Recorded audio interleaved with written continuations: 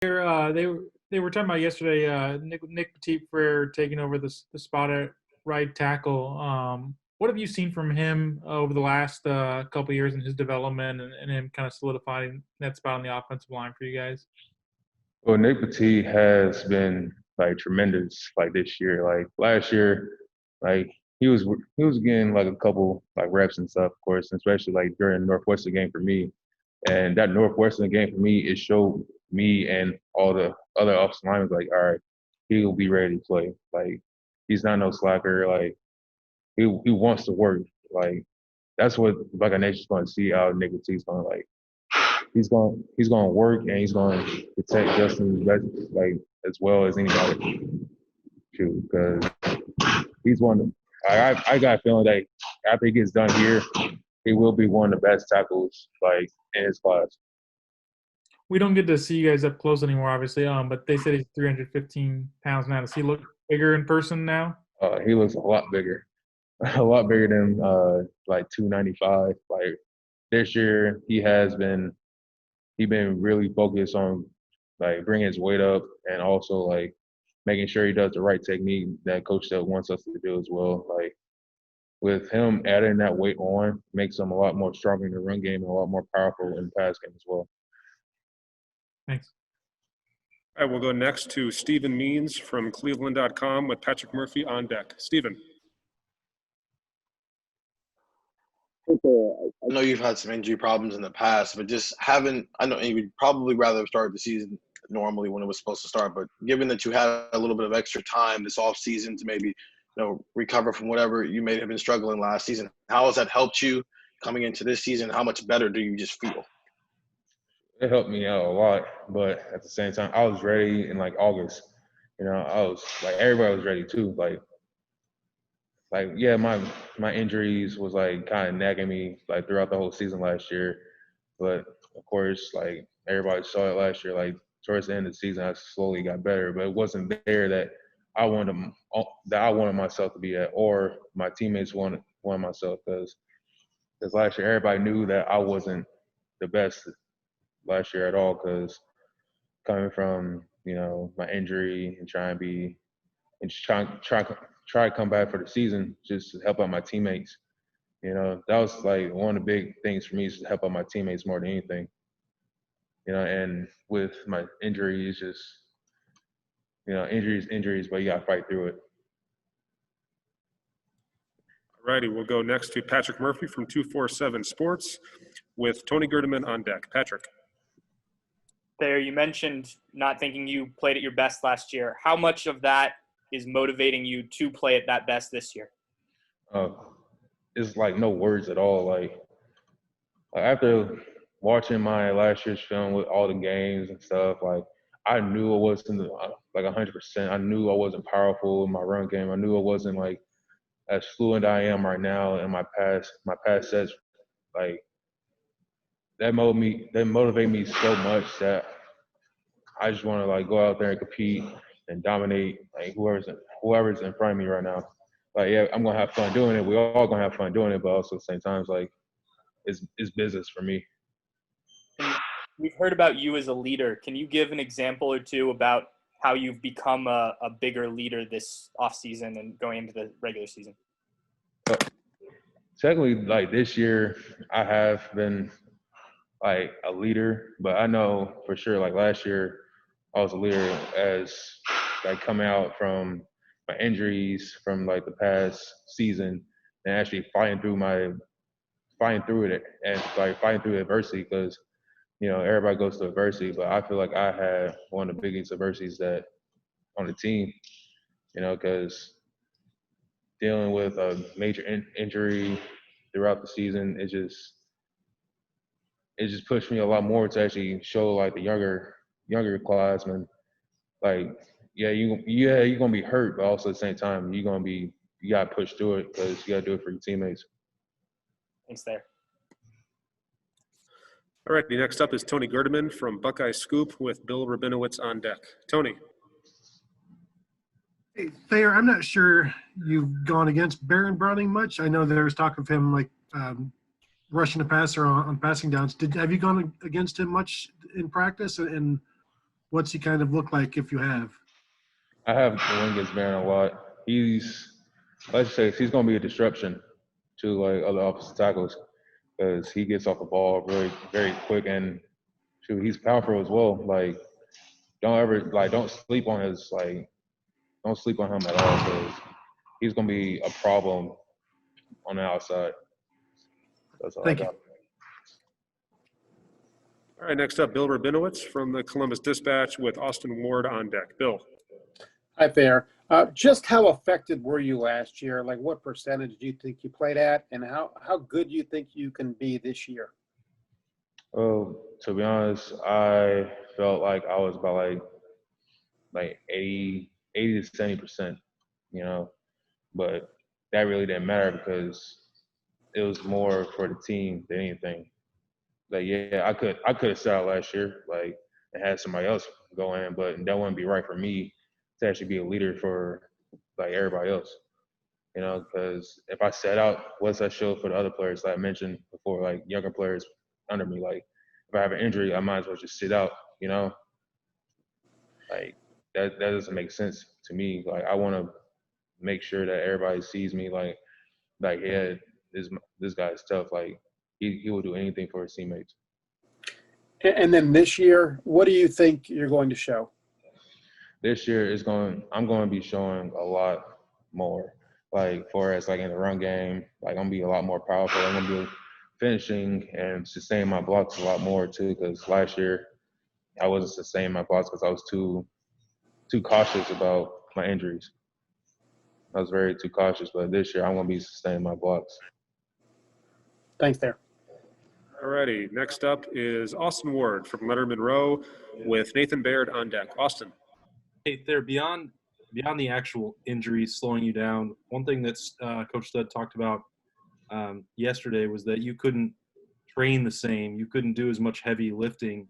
So this off season and this preparation, you know, for what you want to show starting on Saturday, you know, how different is that than what you had to deal with in 2019, and how much, you know, how much gains you think you've made in terms of strength just to be ready for this season compared to last year?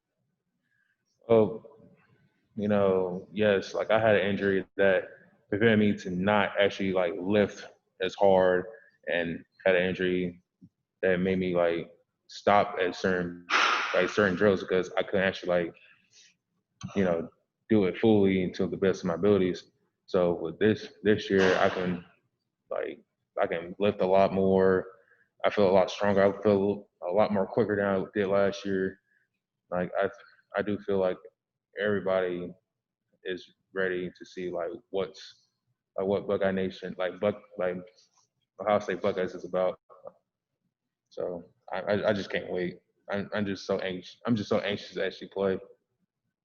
It just feels like you've got like, you feel like you have something to prove that people forgot what you could be when you were healthy. 100%. Like, yes, like it's not gonna be perfect all the time, but you're gonna see a different there. You're gonna see a different offensive lineman too. Like Wyatt Davis, Josh Myers. You're gonna see, and everybody else that start on the offensive line or behind us too. Like that, we are like a force to be reckoned with right now. Thanks, man. All righty, next up is Nathan Baird from Cleveland.com, and then we'll go to Brendan Gulick. Nathan. Hey Thayer, offensive linemen talk all the time about how important it is to have sort of a cohesive unit to really kind of gel together.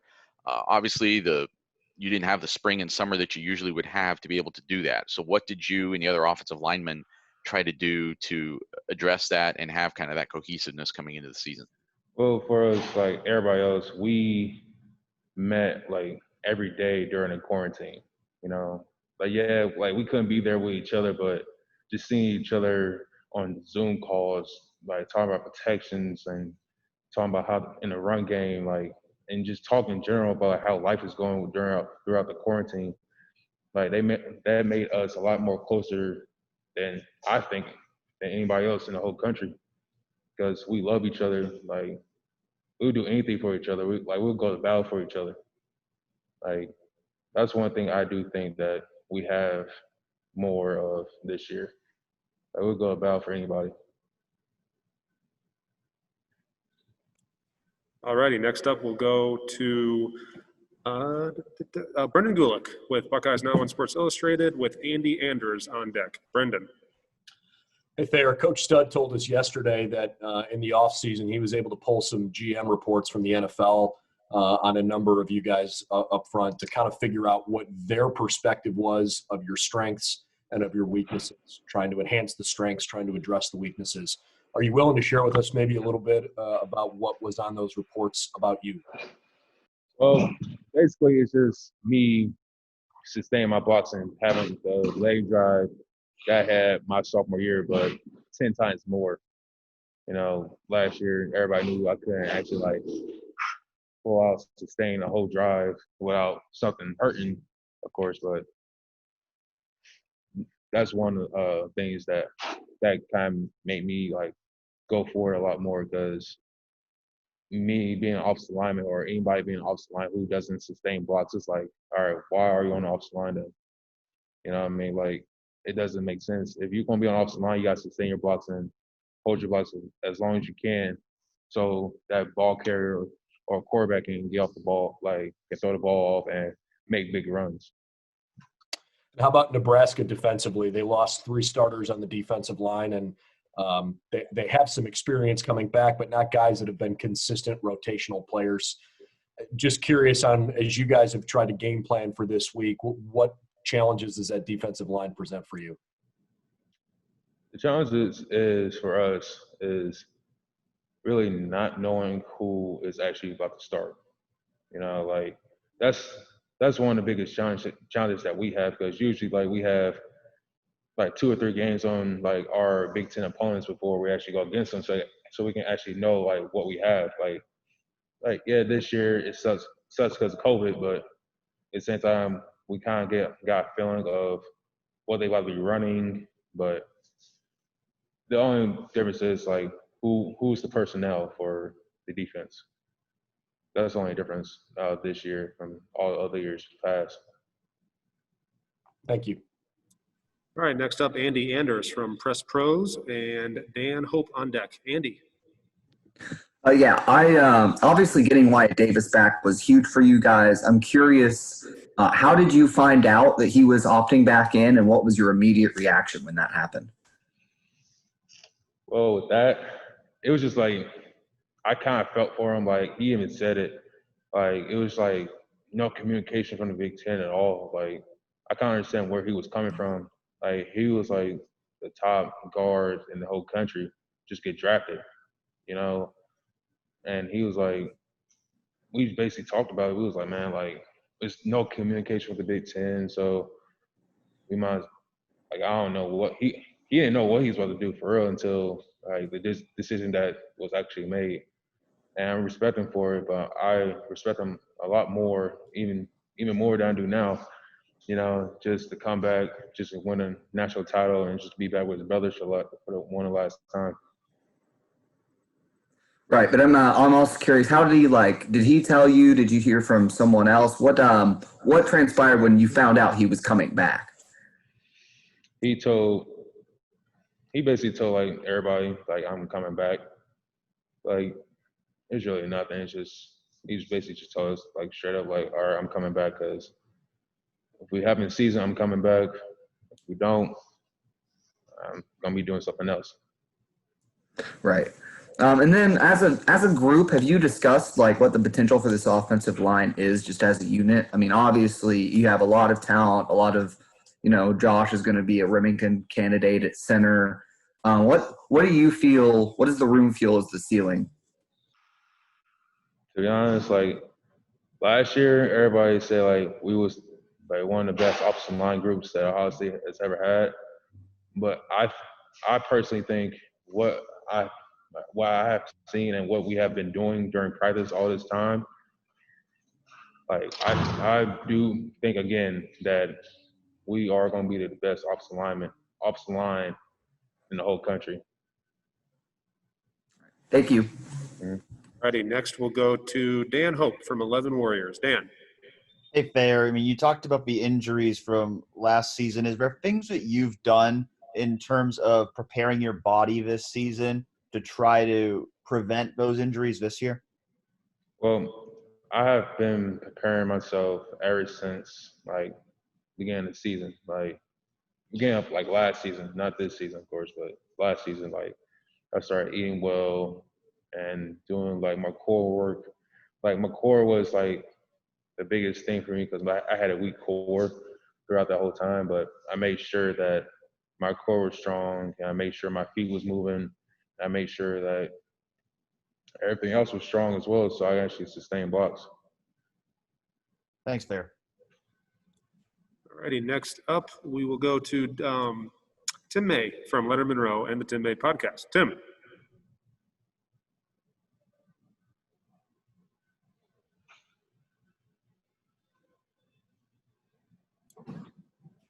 Tim's trying. There we go. I couldn't get my screen to come up.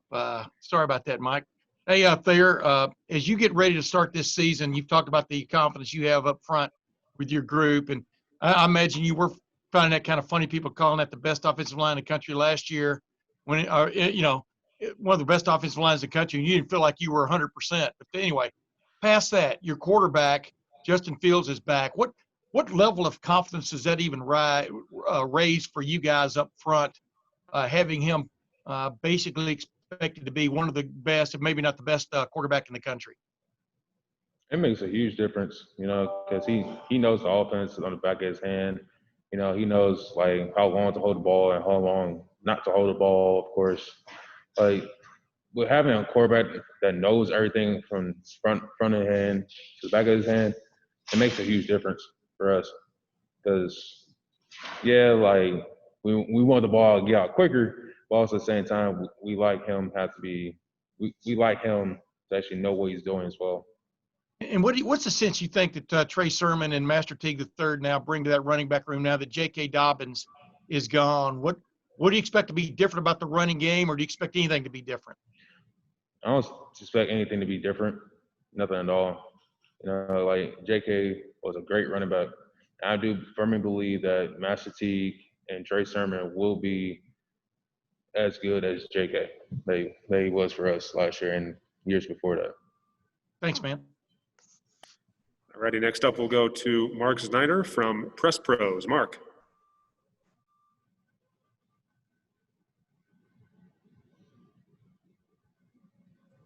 Mark is muted. Mark, you're on mute.